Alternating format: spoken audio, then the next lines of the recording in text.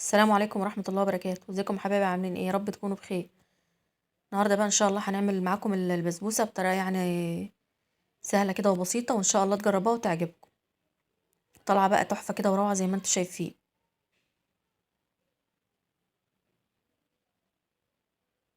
سهلة ومخدتش كمان اي وقت.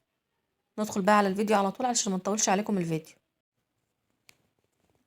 هنا بقى جبت البولة اللي هنشتغل فيها، وهنزل فيها بكوبايتين من السميد.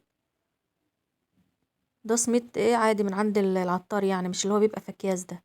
حطيت على الكوبايتين نص كوباية دقيق عادي، ومعلقتين سكر، ومعلقة كبيرة بيكنج باودر، ورشة ملح.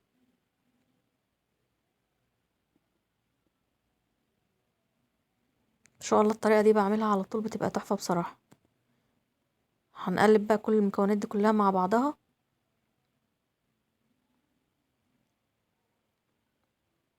هنزل بقى عليها بنص كوباية سمنة.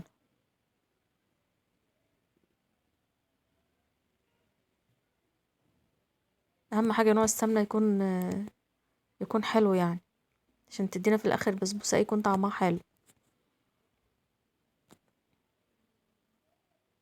هنقلب بقى السمنة مع السميد كويس لحد ما كل السميد يتغلف بالسمنة. دي اهم مرحلة في اعمال البسبوسة.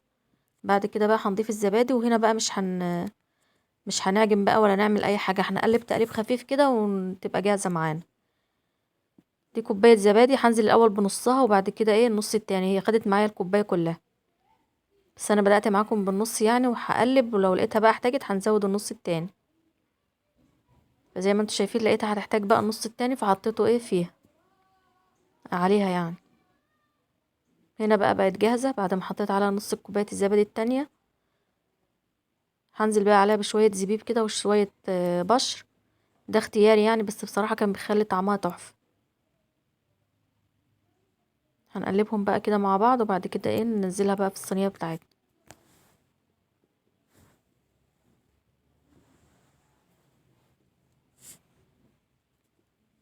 اللهم صل وسلم وبارك على سيدنا محمد. هنا بقى الصينية اهم حاجة تكون مدهونة سمنة كويس، عشان بتدينا نتيجة كويسة في الاخر.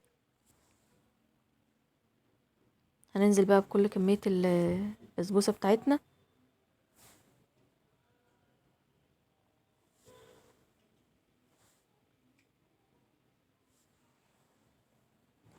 هنفردها بقى كويس كده في الصينية بتاعتنا.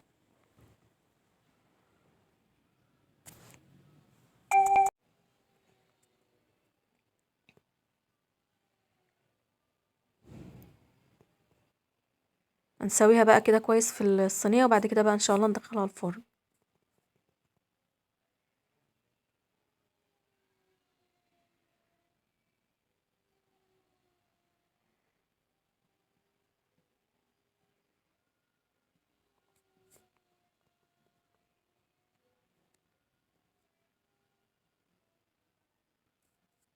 هنا هبل ايدي بقى كده مية عشان تبقى كلها بس تسوي بعضها، يبقى شكلها حلو كده من على الوش.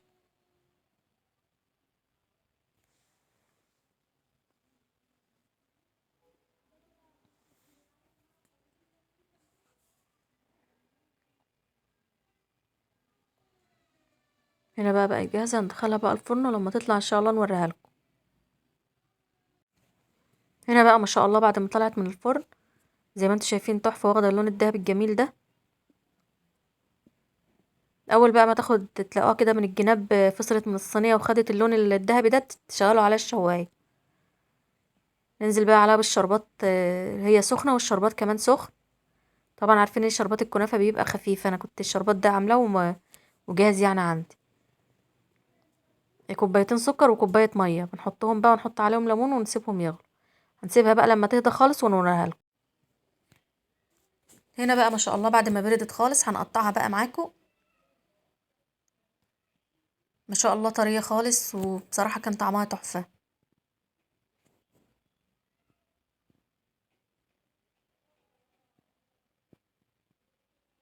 وريحتها كمان وطعمها كان جميل خالص.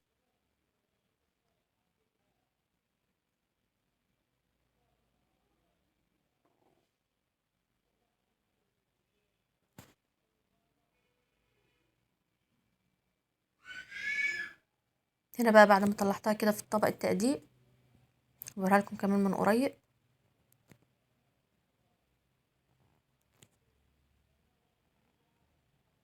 بتمنى بقى ان شاء الله حبايبي الوصفه تعجبكم وتجربوها، وما تنسوش بقى تعملوا لايك وشير للفيديو وتفعلوا الجرس عشان يوصل لكم كل جديد.